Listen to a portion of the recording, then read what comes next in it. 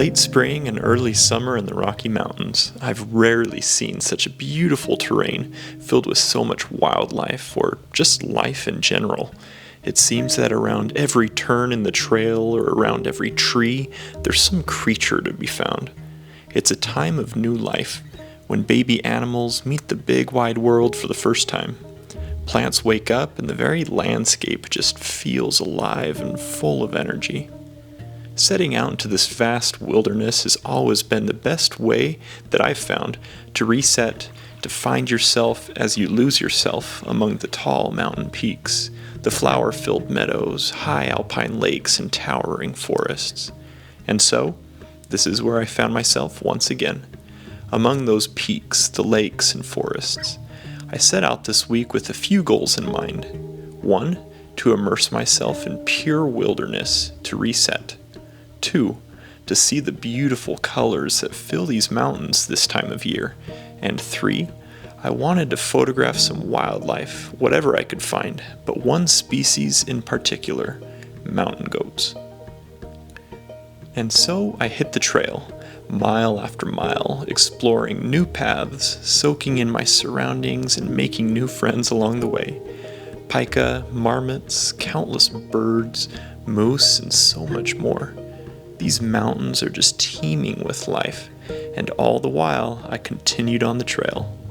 At long last, I reached my favorite mountain goat area, and signs of their presence were immediately visible. Looking down into a flower-filled meadow, I saw the goats I was looking for, surrounded by vibrant purples, reds, blues, and yellows. It was already getting to be later in the day, so I used every bit of light that remained to photograph these charismatic goats in their stunning mountainous home.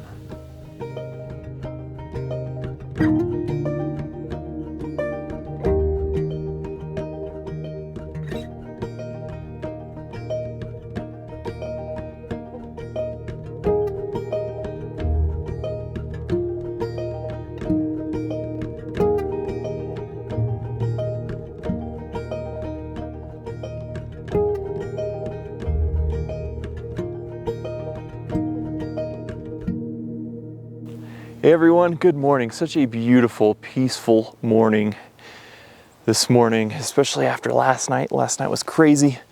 I'll tell you about it in a second. Look at this, I've got the sun coming up right now. This beautiful color in the sky. It's pretty silent and just still and calm. It is absolutely beautiful. Last night was crazy. I didn't check in with you, I apologize. The reason for that being, I was out photographing those goats and some beautiful wildflowers, just a stunning setting. I was having so much fun. I was getting ready to leave them and come set up camp, fill you all in on how things have been going out here with these goats and the pika, marmots, birds, just all the amazing wildlife I've been able to see on this little backpacking trip. And this storm out of nowhere just blew in, this crazy, crazy storm. It was incredibly windy, tons of rain. I was soaked through. I wasn't prepared for it because the forecast when I set out on this trip said it was supposed to be clear and calm the entire time. So I just wasn't prepared for it at all. Luckily, I was able to keep some of my underlayers that were in my backpack dry. So I was able to get warm last night. My sleeping bag did not get wet, but yeah, that storm rolled in and I left the goats and they got out of there in a hurry too. I think they were looking for shelter. It kind of caught us all off guard. And I came and set up my camp, got my bivy sack out because that's all I've got with me. Luckily it's waterproof. I got all my stuff in there that I needed to keep dry, including myself, and waited out the storm. Once it stopped, I got a cold dinner and went to bed after that. I was just exhausted. Yesterday was 17 miles on the trail yesterday. 17 miles of walking and hiking yesterday.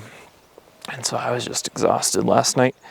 And it makes 44 miles so far this week.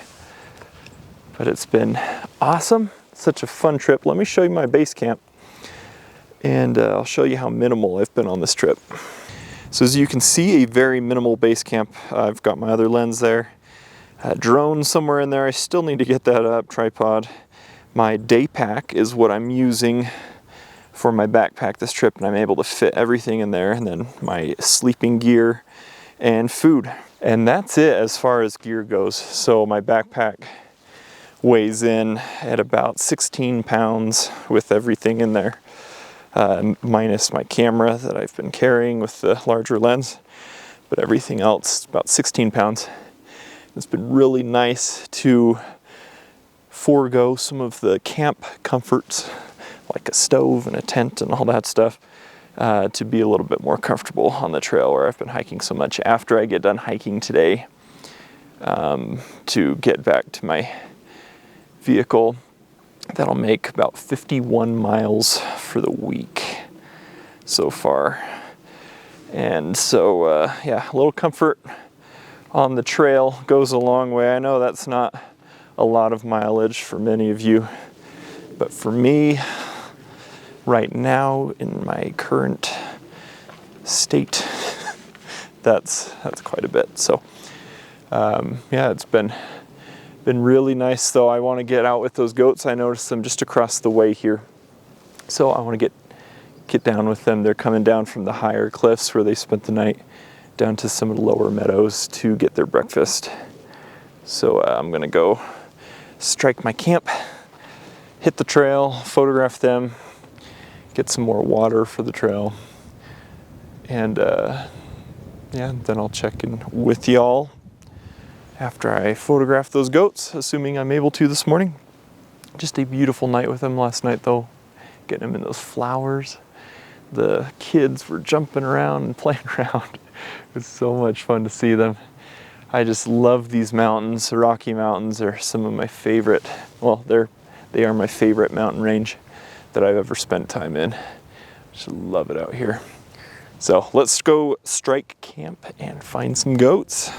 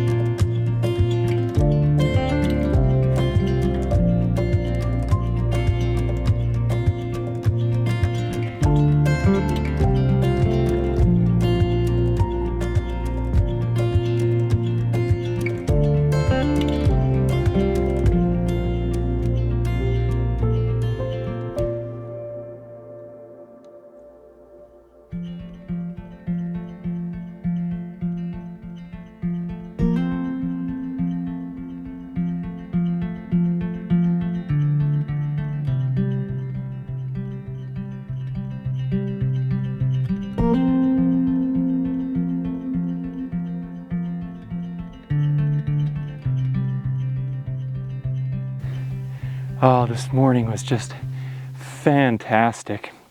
I thought last night's photography was good. Let me tell you, this morning was just amazing. I don't know if I've ever had such phenomenal mountain goat photography before. I like to come out here as often as I can to photograph the goats in all different seasons. I love getting them in the winter. I love getting them in the autumn with some autumn colors. And when I can, I love coming out this time of year, late spring, early summer, and getting them in the flowers. And that was my main goal this trip. So last night's photography, getting them in the flowers, was just incredible. I was so happy with that, and a little bit this morning as well. And then this morning they went down to a little lake up here and a stream, and they were running around there. I was able to get some really, really fun pictures that I am so excited about. Again, I think they're my favorite mountain goat pictures that I've ever taken. I finished up with them now. I'm headed down. I've got my breakfast cold soaking here. I filled up on water at the lake, or at the little stream, and I'm set for the trail. So I'm going to start heading back down. I've got probably about a 3.5 hour hike down, and like I said earlier, that'll put me at about mile 51 for this week so far, and that'll be the end of my trip up here. And it's been a really fun one. I decided to just take you along with me with the goats. As I vlog these trips, it takes up a lot of camera battery, so I didn't want to do the entire trip just to conserve camera battery, so I would have enough for the goats, especially where I'm packed so light. So I hope you've enjoyed this last 24 hours of this hiking and these mountain goats and everything. It has been just incredible. I love escaping into the Rocky Mountains and just seeing the diversity of wildlife up here. There's just so much, and the beautiful flowers. I used to come up here just to photograph the flowers before I was really getting into wildlife photography. I hope you've enjoyed. If you want to see some of my other mountain goat videos that I've posted in the past or uploaded in the past, I'll put links to those in the description below. I've had quite a few adventures with them that I've shared here, and each one's always just a little bit different. The photos are always vastly different, so go check those out. It's always fun getting out with these guys. Thank you so much for following along. I'm going to get my breakfast now, and we'll see you next time.